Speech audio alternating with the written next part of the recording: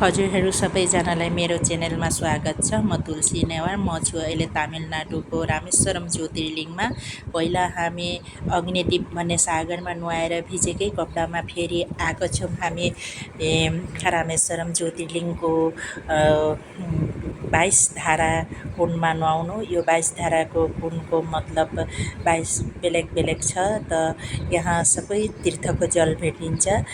रामले एकै बाणमा 22 धारा होदै कुण्डको पानीमा नुहाउनु हामीले ब्राह्मण धरेर प्रत्येक धारामा एक एक एक एक बाल्टिङ जल सरबाट नुहाइदिनुहुन्छ। त स्नान गर्दै त जिउको पानी पर्छ भनेर अति जतनले मैले 22 धाराकै पानी पिउँदै 22 धाराकै ल्याइरहेको छु जल।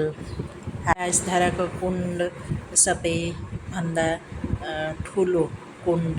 यहाँ स्नान गरेर हामी अहिले फेरि गइरहेका छौँ सबै कुण्डमा गइसकेर।